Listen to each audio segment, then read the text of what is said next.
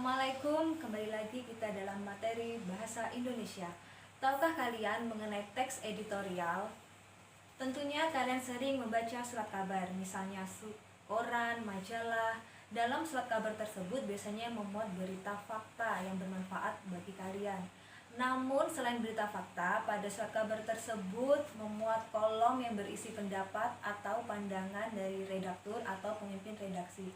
Nah, pandangan atau pendapat dari pemimpin redaksi itulah yang disebut teks editorial. Marilah kita simak uraian berikut ini. Teks editorial biasanya juga disebut dengan tajuk rencana. Jadi, teks editorial merupakan sebuah artikel dalam surat kabar yang memuat berita yang lagi hangat-hangatnya dibicarakan orang atau yang lagi aktual pada saat berita itu diterbitkan. Bisa berupa berita politik, sosial, ekonomi. Jadi bisa juga tentang kenaikan BBM, reshuffle kabinet, kebijakan ekspor impor, dan lain sebagainya. Meskipun teks editorial merupakan sebuah pendapat atau opini, namun penulisannya tidak boleh sembarangan. Karena pendapat itu harus disertai bukti, fakta, dan argumentasi yang logis. Ada dua tujuan dari teks editorial, diantaranya yang pertama, mengajak pembaca untuk berpikir tentang berita yang terjadi dalam kehidupan sekitar. Yang kedua, memberikan pandangan dari redaksi kepada pembaca untuk mengetahui berita yang berkembang pada saat itu. Sedangkan manfaat dari teks editorial meliputi memberi informasi kepada pembaca, merangsang pemikiran pembaca, dan yang terakhir menggerakkan pembaca untuk bertindak.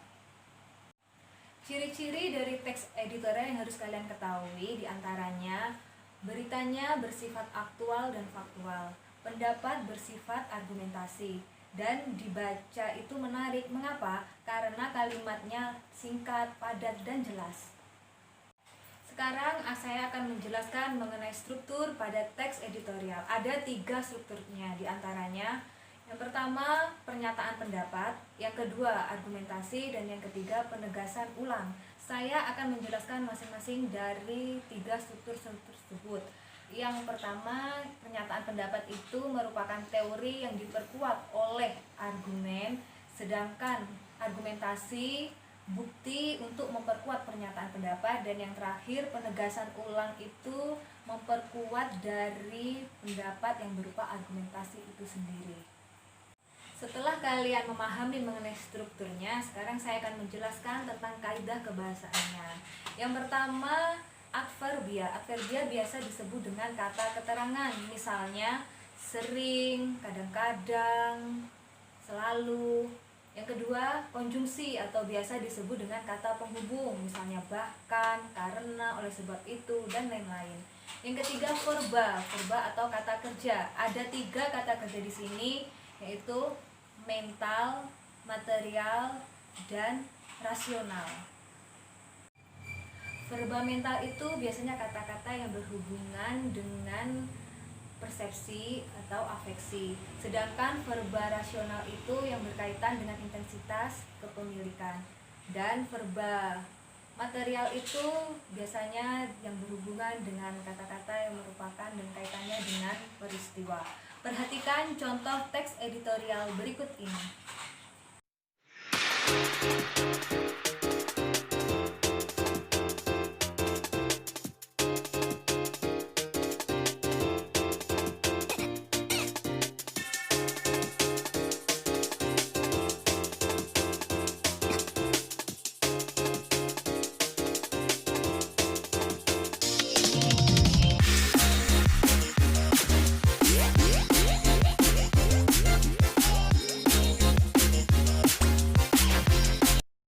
Bagaimana setelah memperhatikan contohnya kalian sudah bisa memahami kan mengenai teks editorial.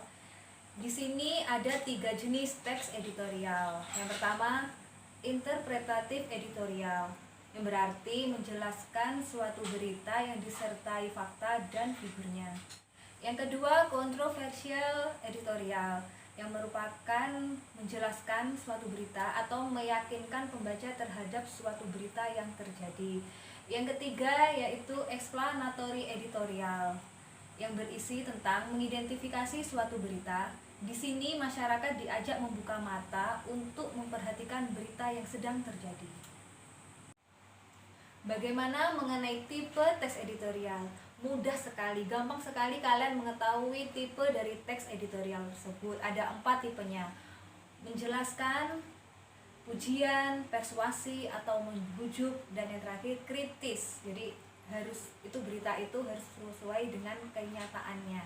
Kritisi ya.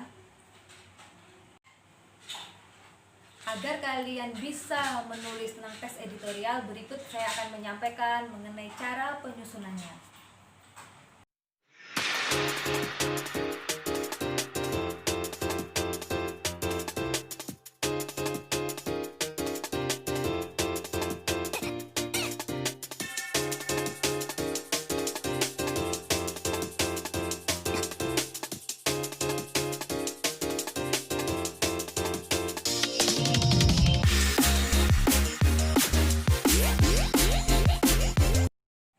Agar teks editorial itu baik dan benar dan menarik untuk dibaca, harus adanya penyuntingan atau diperbaiki untuk menjadi suatu teks editorial yang menarik.